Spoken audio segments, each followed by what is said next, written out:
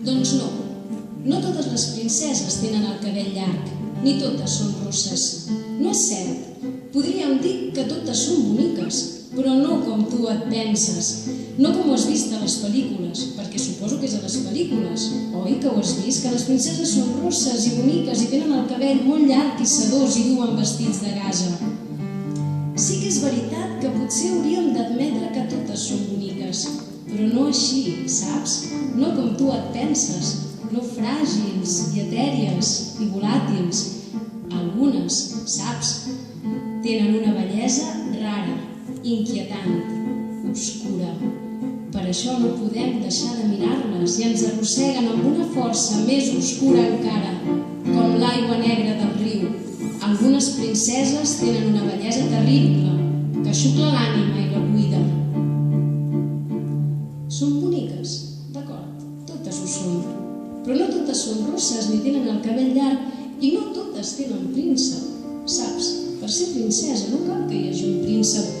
Tampoc no totes les princeses duen sabatetes de taló ni es deixen fotografiar al cul, al costat del cul d'altres princeses que venen a visitar-les mentre pugen les escales d'un palau ben visible. Les princeses que no coneixes agafen l'espasa quan cal i van a cavall i viuen en palaus invisibles i defensen regnes que no són de cap rei pare, sinó d'elles, només d'elles. I si cal tallen caps i rebenten cuirasses.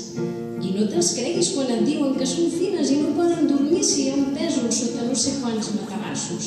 Menteixen. També menteixen quan et diuen que les bruixes les envegen i per això les fan dormir durant 100 anys fins que arriba un príncep que les salva amb un petó. T'asseguro que no necessiten ningú que les vingui a salvar. I de petons, saps, en tenen per donar i per vendre, i no en venen, en fan, a tort i a dret, i molts cada dia, no un cada 100 anys. I per si no ho sabies, les bruixes i les fades s'estimen. Això no t'ho han explicat? No te'ls creguis quan et diguin que les princeses tenen els cabells llargs i rossos i la pell fina com pa d'àngel. Algunes tenen el cabell curt i rabiosament negre i van a cavall o en bicicleta i es fan clostes als genolls i s'empastifen les mans i els peus i miren despullades en l'aigua gelada del riu i després s'aixuguen al sol com llangardaixos i fan molt de soroll quan riuen.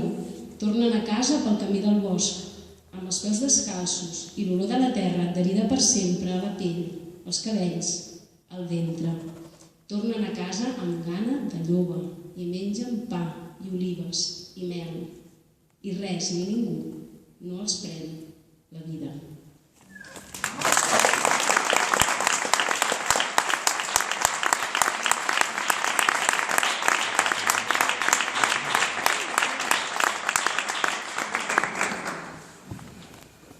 Quan la mare se'n va a poc, passen coses com aquesta. Hi ha un llibre d'Ángeles Mastretta, Mujeres de Ojos Grandes, que recull un diàleg entre una mare i una filla. La mare està molt amoïnada per la filla i li diu: «Ya no te pelees, hombre, ¿quién va a ver por allá?» Y la Cristina li diu: «Yo, mamá, no te preocupes, yo voy a ver por mí. Yo voy a ver por mí».